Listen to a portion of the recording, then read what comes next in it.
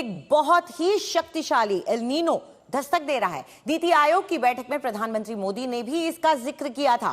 प्रधानमंत्री ने राज्यों से पानी बचाने की अपील की है, जैविक खेती की बात की है। एल नीनो एक मौसम फिनोमेना है जिसकी वजह से दुनिया भर में बारिश का चक्र प्रभावित हो जाता है।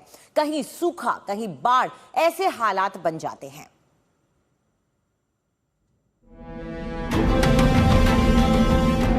दुनिया भर के मौसम वैज्ञानिकों की सबसे बड़ी चिंता सच साबित हो गई है। अमेरिकी एजेंसी नोवा ने आधिकारिक ऐलान कर दिया है कि प्रशांत महासागर में एल नीनो सक्रिय हो चुका है, जिसने वैश्विक मौसम चक्र को पूरी तरह हिलाकर रख दिया है।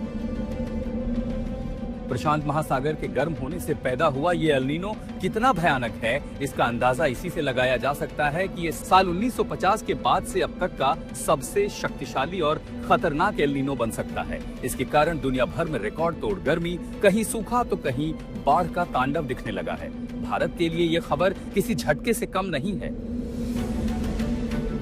साल 1950 के बाद ये सबसे बड़ा खतरा पूरी दुनिया पर मंडरा रहा है, क्योंकि आमतौर पर पश्चिम से पूरब की ओर चलने वाली हवा का रुख अब उल्टी दिशा में होगा। प्रशांत महासागर से उठने वाली गर्म लहरें पूरी दुनिया पर प्रभाव डालेंगी, जिसका असर भारत पर भी होगा। जैसे कि इस दक्षिण पश्चिम मानसून की दिशा में परिवर्तन, उसकी स्थिति में परिवर्तन, और इसके चलते या तो कहीं सूखे का संकट होगा, कहीं भीषण बाढ़ आएगी। और इसी वजह से देश की सरकार भी चिंतित है। प्रधानमंत्री ने नीति आयोग की बैठक में तमाम राज्यों के मुख्यमंत्रियों से कहा कि वो जल संरक्षण पर ध्यान दें, एल नीनो के खतरे से बचाव करें। एल नीनो की सीधी मार हमारे मानसून और कृषि क्षेत्र पर पड़ने वाली है। यही वजह है कि प्रधानमंत्री नरेंद्र मोदी ने भी राज्यों को इसके प्रति आगाह करते हुए तुरंत बड़े पैमाने पर जल संरक्षण के उपाय करने के निर्देश दिए हैं।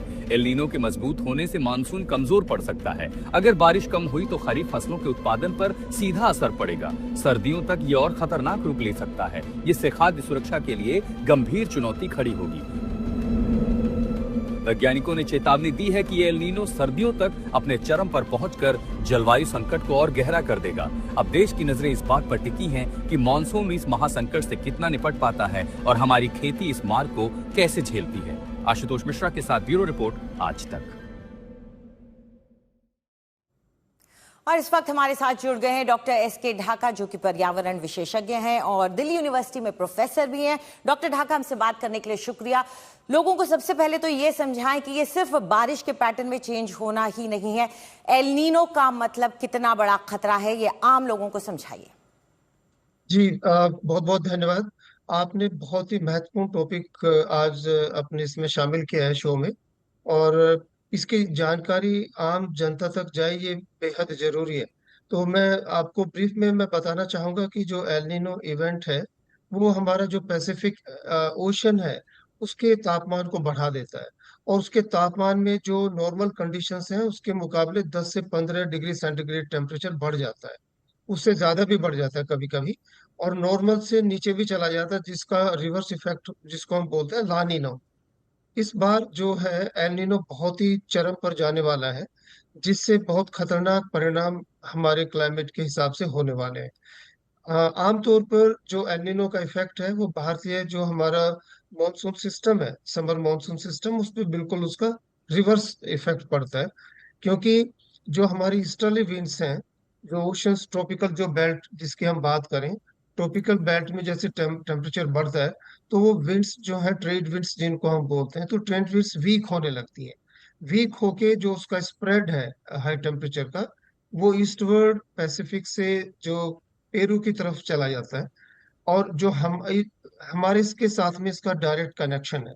जो हमारा सर्कुलेशन सिस्टम है, जो इंडियन मॉनसून सिस्टम है, इसको ये वीक कर देता है, क्योंकि ये मॉइस्चर के साथ भी जुड़ा हुआ है। तो मॉइस्चर लेदन जो इफेक्ट है वो कम हो जाएगा, और लिहाजा इसके जो मॉनसून सिस्टम है वो डिले हो सकता है। उसका जो है ड्राउट की फॉर्मेट में जा सकता है।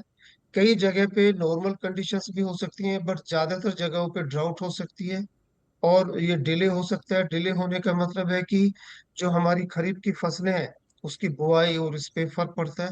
देन जो नेचुरल वाटर रिसोर्सेज हैं वो कम हो जाएंगे, जो जी आगे आने वाले समय में हमारे जी बहुत डॉक्टर ढाका। जी जी, तो शुक्रिया काफी शुक्रिया इस पूरी जी जानकारी के लिए। तो ड्राउट यानी सूखा, इसका मतलब तो हम सभी जानते हैं कि इसका क्या असर होता है हमारे देश पर। हमारे साथ इस वक्त हमारे सहयोगी आशुतोष मिश्रा जुड़ गए हैं। और आशुतोष, जाहिर है चिंता की बात है, तो प्रधानमंत्री की बैठक हुई है नीति आयोग की और उसमें पानी बचाने की अपील राज्यों से की गई है। इससे क्या मदद मिलेगी? सीधा से समझिए कि जब ड्रॉट का असर होगा, क्योंकि मानसून जो दक्षिण पूर्व साउथ वेस्ट मानसून जिसे हम कहते हैं दक्षिण पश्चिम, ये सक्रिय हुआ, ये आगे आगे बढ़ता जाएगा। तो एक तरफ जहां बाढ़ की स्थिति है वो खतरा मंडराएगा दक्षिण में और पूर्व में, लेकिन पश्चिम के इलाके में, क्योंकि हम वेस्टर्न डिस्टर्बेंस आती है, राहत लेके आती है, बारिश लेके आती है, इसको आप एक तरह का ईस्टर्न डिस्टर्बेंस समझ लीजिए। ये अपने साथ जब प्रशांत महासागर की गर्म हवा लेकर के आएगी तो मानसून को कमजोर करेगी। यानी पश्चिम भारत में, मध्य भारत में और उत्तर भारत के इलाकों में जहां मानसून की रफ्तार धीरे धीरे पहुंचती है आगे, अगर उसके पहले ये गर्म हवाएं वहां पहुंचती हैं तो हवा की रफ्तार जो है क्या करेगी, बादलों को कम करेगी, यानी मानसून के इंपैक्ट को कम करेगी, तो बारिश कम होगी। इसलिए प्रधानमंत्री ने यह संकेत दिया है कि पहले ही वैश्विक संकट हम झेल रहे हैं और ऐसे में आप देखेंगे कि जून जुलाई के बाद जो है धान की बुआई शुरू होती है, एक फसल की हार्वेस्टिंग और दूसरे की सोइंग शुरू होगी, तो उसके पहले कोशिश रहेगी कि आप पर्याप्त पानी बचा ले। उसी के साथ क्रॉप डाइवर्सिफिकेशन, जो चावल के कटोरे हैं, अगर वहीं पर पानी की किल्लत होने लगी, पानी कम हुआ, तो आपको धान की बुआई और उसको सस्टेन करना अगस्त सितंबर तक वो अपने आप में बड़ी चुनौती होगी। और इसीलिए कि नीति आयोग की बैठक में अगर प्रधानमंत्री इस बात को लेकर के सभी राज्यों से कह रहे हैं कि हमें एल नीनो की चुनौती से निपटना है, ये एक साधारण घटना नहीं है। आमतौर पर मौसम जलवायु परिवर्तन की बात ना बहुत किताबों में रह जाती है, लेकिन अगर सरकार इसको लेकर चिंता जता रही है तो वाकई मामला बेहद गंभीर है। जी बिल्कुल आशुतोष, चेतावनी इसीलिए दी जाती है ताकि सब इससे निपटने के लिए तैयार हो जाएं। शुक्रिया इस पूरी जानकारी के लिए।